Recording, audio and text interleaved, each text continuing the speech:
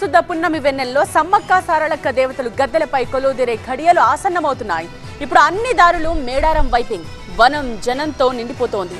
ఇక రేపటి నుండి మేడారం జాతర ప్రారంభం కానుంది. మేడారం జనగుడారంగా మారిపోయింది. భక్తకోటి ఎప్పుడెప్పుడా అని ఎదురుచూసే మాఘశుద్ధ మంచి ఘడియలు వచ్చేశాయి. ఆదివాసీ ఆచార సంస్కృతి సంప్రదాయాలకు అద్దం పట్టే మహా జాతర కోసం మేడారం ముస్తాబైంది. వరంగల్కు 110 కిలోమీటర్ల దూరంలో మేడారం కీకారణ్యంలో ప్రతి 2 ఏళ్లకోసారి ఈ జాతర జరుగుతుంది. ఈ నెల 21 నుంచి 24 వరకు జాతర నిర్వహిస్తున్నారు. మొదటి రోజు 21వ తేదీ బుధవారం సాయంత్రం 4 గంటలకు కన్నెపల్లి నుంచి సారలమ్మను, కొత్తగూడ మండలం పూనుగుండ్ల నుంచి పగిడిద్దరాజును, తాడ్వాయి మండలం కొండాయి నుంచి గోవిందరాజును గద్దెలపైకి తీసుకొచ్చి ప్రతిష్ఠిస్తారు.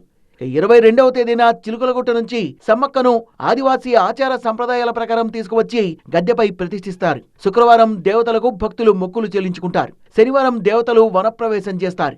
ఈ 4 రోజులు మేడారం జనారణ్యంగా మారిపోతుంది. సమ్మక్క సారలమ్మల ఆగమనంతో మొదలుకొని దేవతల్ని గద్దెల వద్ద ప్రతిష్ఠించడం, వనదేవతల పూజలు, వనప్రవేశం లాంటి ఘట్టాలు అత్యంత ఆసక్తికరంగా సాగుతాయి.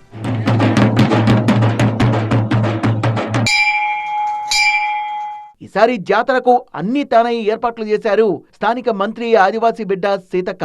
విఐపీల తాకిడి కూడా ఉంటే బస్సులు గతంలో తిరిగినంత ఈజీగా బస్సులకు కూడా ఇబ్బంది ఉంటుంది కాబట్టి విఐపీలను కూడా మేము పొద్దున లేదా సాయంత్రం అట్లా పెట్టుకొని వస్తే బాగుంటుందని మేము కోరుతా ఉన్నాం. ఉచిత బస్సు పథకం తర్వాత పెద్ద ఎత్తున మహిళలు జాతరకు తరలి వస్తారని అంచనా వేస్తున్నామని, వాళ్లకు అసౌకర్యం కలగకుండా అన్ని ఏర్పాట్లు చేశామని చెప్పారు RTC MD Sajjanar. Mahalakshmi scheme తర్వాత వచ్చే ఈ మొదటి జాతరకు ఎక్కువ మహిళలు వస్తారని చెప్పి మనం అంచనా చేయడం జరుగుతుంది. దానికి తగ్గట్టుగా మనం దాదాపు 6,000 బస్సెస్ని మనము ఏర్పాటు చేయడం జరుగుతుంది. ఈసారి 48 క్యూ లైన్స్ పెట్టడం జరిగింది. సో దాదాపు 15,000 మంది సిబ్బందితోని మనము ఈసారి మన బస్సెస్ని ఏర్పాటు చేయడం జరుగుతుంది.